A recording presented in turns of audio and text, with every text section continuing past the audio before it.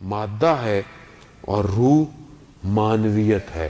اب جب یہ دونوں کمبائن ہوئی تو انسان بنا. اور افسوس یہ ہے کہ جب میں اس دنیا میں آیا ہوں تو میں صرف اپنے مادے پہ توجہ دے رہا ہوں.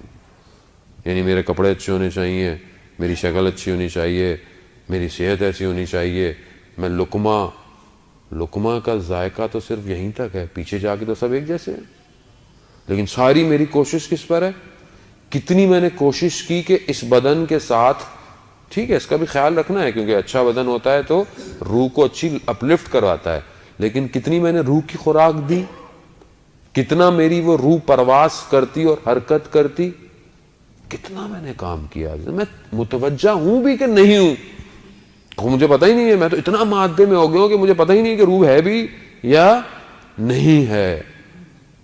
اور جب اس روح کو صحیح خوراکیں نہ ملیں عزیزان محترم, تو پھر یہ روح اصل ڈاکٹروں کے پاس جانے کے بجائے عاملوں کے پاس جاتی ہے, جو ذائچے بنا رہے ہیں, رمل کر رہے ہیں, یہ تعویذ دے دو, وہ تعویذ دے دو.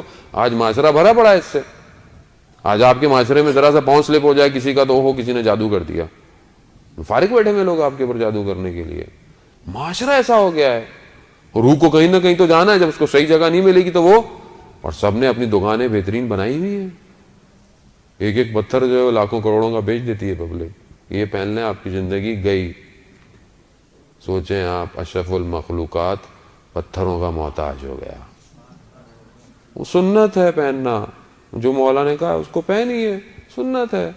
مومن کی نشانیوں میں سے عقیق پہننا, وہ مومن کی نشانی بنے, نہ کہ غلامی بن جائیں کہ یہ ہوگا مون صاحب پتھر پہنے کیا ہوگا پتھر. میں نے کہا ہمیں تو خود نہیں پتا. مون صاحب پتھروں کی شناخت ہے آپ کو؟ میں نے کہا انسان کی شناخت ہے, پتھروں کی شناخت تو ہمیں بھی نہیں آتی ہے. بھائی پہن لیں, نہیں یہ بتائیے وہ بتائیے, اس میں بال آ گیا ہے کیا ہے. دنیا آسمانوں پہ, وہ اسپیس ایکس کا جو مالک ہے وہ روڈ سٹار ٹیسلا کو اسپیس پہ بھیج رہا ہے. 2027 میں اس کا کانوائے مارس پہ جا رہا ہے. لوگ ٹکٹ خرید رہے ہیں اس کا. تو میں نے بعض جگہ بولا, میں نے بھی اس کو بولا میرے لیے بھی ایک ٹکٹ خرید لے بھائی. میں نے کیوں؟ میں نے کہا یہاں کی پبلک کو تو میری باتیں سمجھ نہیں آتی, شاید مارس میں ہی کوئی سن لے ہماری باتیں. وہ ہم تو یہیں گھسے ہیں, یہ کیسے ہوگا وہ کیسے ہوگا. باہر آئے عزیزان محترم, یہ ہدف زندگی ہے, ثواب ہے. بہت سارے پتھر ثواب ہے پہننا, در نجف ثواب ہے پہننا, پھر وہ پہنے. جوتے کیسے ہوں, فلانا کیسا ہو, یہ کیسا ہو. 1400 سال بعد قوم یہیں پھنسی ہوئی ہے. کیسے پرواز کرے گی یہ, کہاں پرواز کرے گی یہ؟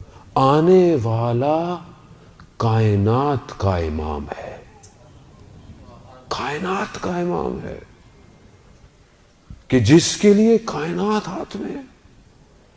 صرف یہ معذرت کے ساتھ رضویہ انچولی اور الہ آباد اور لکھنؤ پہ امام نے نہیں آنا ہے کہ ہم سمجھ رہے ہیں کہ یہ ہمارا امام ہے. کائنات کا امام ہے. وہ پتا ہے کہ ان کو پتا تھا کہ لوگ مارس پہ بھی جائیں گے, وہاں پہ بھی امامت ان کے اوپر آئے گی. امام وہی ہے. یہ تخیلات نہیں ہیں عزیزان محترم.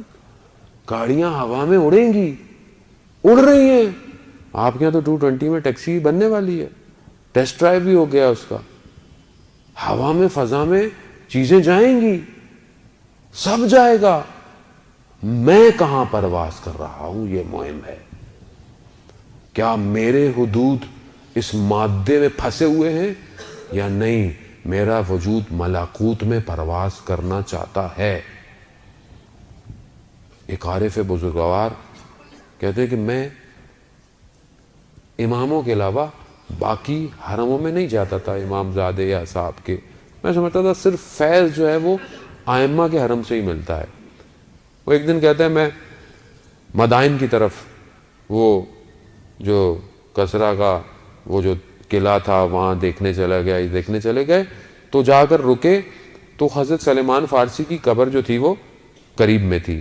اب جب وہاں پہنچ گئے, ہدف وہ نہیں تھا لیکن پہنچ گئے, چلیں 2 رکعت نماز پڑھ لیں. وہ کہتا ہے خود حضرت سلیمان فارسی نے ہمارا استقبال کیا, خود وہ وجود ظاہر ہوا, اور ایسا تھا کہ اس میں کوئی بھی نقطہ کسی عیب کا ہمیں نظر نہیں آ رہا تھا، اور وہ وجود اتنا پاک تھا کہ اس نے ہمارے وجود کو ہلا دیا۔